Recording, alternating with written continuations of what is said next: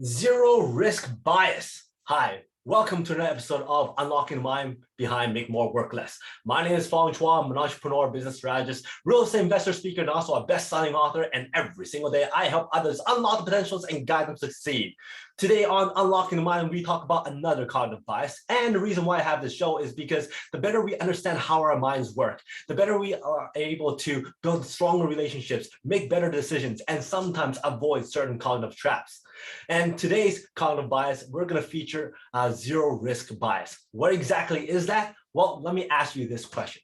Have you worked on a project before where you're so focused on perfecting one element of that project only to let that project slide in some other spot, either missing a deadline or increasing costs or absolutely forgetting another element that you're supposed to include? Well, if you had that before, then you've suffered from zero risk bias.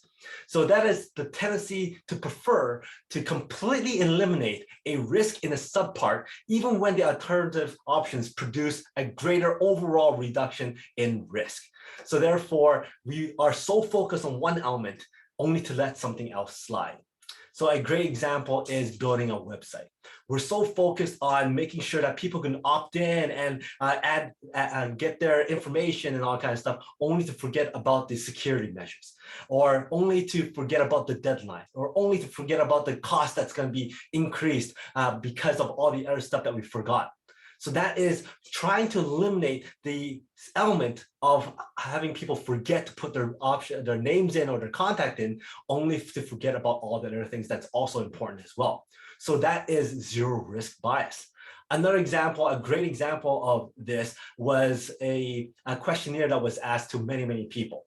And that is when, let's say there's two barrels that you get to choose from, and each barrel has 5 apples in it. Each barrel also has one winning apple, and you get to pick one apple from each barrel, and hopefully you get the winning apple. Now you also have the choice to remove 5 apples, any 5 apples. Most people would actually select, you know what, I'm going to remove one whole barrel.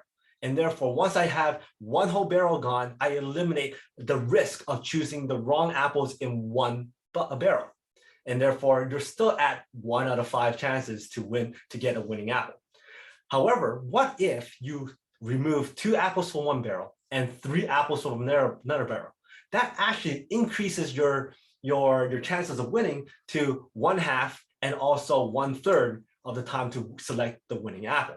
So therefore, by eliminating one entire barrel, you believe that you eliminate the risk of a whole barrel.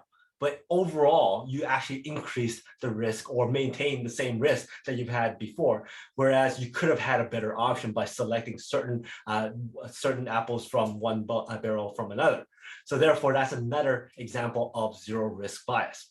Another example of zero risk bias has to do with 2 factories. And both factories is causing some cancer or illness cases. One is causing 8 cases and one is causing 4 cases. So the options out there was that, you know what, if we do this strategy, option number 1, we can actually reduce the total amount of cases by a total of 6, reducing it down by 6 cases. So from 8 to 5 and from 4 to 1. Okay, that's option number 1.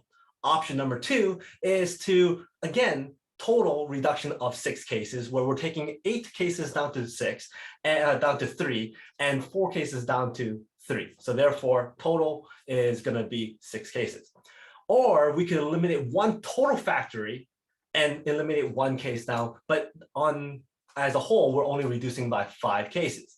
So total reduction 6, total reduction of 6, and then the last option is actually a total reduction of 5, but 1 total factory is gone. When this question is asked out to the masses or the main population, a lot of people would actually select the 3rd option over one of the other 2, because they think, you know what, we're taking out an entire factory, and therefore it's zero risk bias. Again, eliminating one complete risk, but overall it's actually still worse than what the other options are. So again, another example of zero risk bias. So how do we avoid zero risk bias? Well, number one, we really have to take a step back and kind of analyze all the other options and compare apples to apples or compare numbers to numbers to make sure that the decision we're making is actually a better reduction in risk. And the other thing is keep things simple. Don't overcomplicate things, make it simple and make sure that you can compare things easily so that you can make the right decision. Re-evaluate the investment, re-evaluate the numbers in, numbers out. And when you could do that and take some time on it, don't just jump in and go, you know what, I'm going to eliminate a whole section. That may or may not be the best option. So really sit down, bounce these ideas with other people and take a step back and reassess what those actual risks are. So that is zero risk bias. And if you like this episode, please go back and watch some of my other episodes on unlocking the mind behind Make More Work Less. And if you like this show, please go back and watch some of my other shows, the Peak Potential Success Show, the Make More Mind Bites, and also the Master Mind Bites that's up every single week. Thank you very much for your support, your likes, your comments. I love seeing those comments. And until next time, today is the day to unlock your peak potential. We'll see you later.